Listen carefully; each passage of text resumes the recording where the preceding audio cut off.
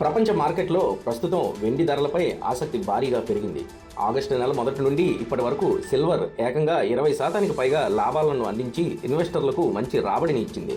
అంతర్జాతీయ మార్కెట్లో ఒక ఔన్సు వెండి ధర $69.71 స్థాయిని తాకింది. గత జూన్ తర్వాత ఈ స్థాయికి చేరుకోవడం ఇదే తొలిసారి. దేశీయ మార్కెట్లోనూ ఇదే దూకుడు కొనసాగుతుంది. మల్టీ కమోడిటీ ఎక్స్చేంజ్లో కిలో వెండి ధర సుమారు 2,44,000కు చేరుకొని కొత్త రికార్డుల దిశగా దూసుకెళ్తుంది. ఇంత తక్కువ సమయంలో ధరలు ఇంత భారీగా పెరగడం వెనుక అనేక కీలక కారణాలు ఉన్నాయి. వెండి ధరలకు ప్రస్తుత ర్యాలీ రావడానికి అంతర్జాతీయ ఆర్థిక పరిణామాలే ప్రధాన కారణంగా కనిపిస్తున్నాయి. అమెరికాలో వడ్డీ రేట్లు తగ్గే అవకాశాలపై అంచనాలు పెరగడం, డాలర్ విలువ బలహీనపడటం, ద్రవ్యోల్బణంపై ఆందోళనలు కొనసాగడం వంటి అంశాలు వెండికి మద్దతుగా నిలిచాయి. అదే సమయంలో బంగారం ధరలు కూడా పెరుగుతుండటంతో సురక్షితమైన పెట్టుబడి సాధనాల కోసం చూస్తున్న ఇన్వెస్టర్లు వెండి వైపు కూడా దృష్టి సారిస్తున్నారు. ప్రపంచవ్యాప్తంగా ప్రభుత్వాలు అప్పులు పెరుగుతున్న పరిస్థితి కూడా విలువైన లోహాలకు అనుకూలంగా మారింది. అయితే బంగారంతో పోలిస్తే వెండికి మరో ప్రత్యేకమైన ప్రయోజనం ఉంది. వెండి కేవలం ఆభరణాలు లేదా పెట్టుబడుల కోసమే మాత్రం ఉపయోగించే లోహం కాదు. పారిశ్రామిక రంగంలోనూ దీనికి భారీ డిమాండ్ ఉంది.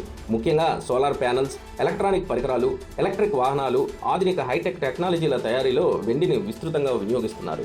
ఈ రంగాల విస్తరణలో వెండికి డిమాండ్ పెరుగుతుండగా అందుకు తగ్గట్టుగా సరఫరా లేకపోవడం ధరలపై మరింత ఒత్తిడిని పెంచుతుంది. ఒకవైపు ఇన్వెస్ట్మెంట్ డిమాండ్, మరోవైపు ఇండస్ట్రియల్ డిమాండ్ కలవడంతో సిల్వర్ ధరలకు బలమైన ఊపు వచ్చింది. అయితే కేవలం గత నెలలో 20% పైగా పెరిగిందనే కారణంతో ఇప్పుడు వెంటనే భారీ మొత్తంలో వెండిని కొనుగోలు చేయడంలో సరైన నిర్ణయం కాకపోవచ్చని మార్కెట్ నిపుణులు సూచిస్తున్నారు.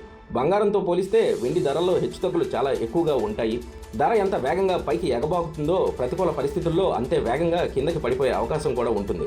అందుకే ఇప్పటికే వెండిని కలిగి ఉన్నవారు తొందరపడి విక్రయించకుండా హోల్డ్ చేయడం మంచిదని నిపుణులు చెబుతున్నారు.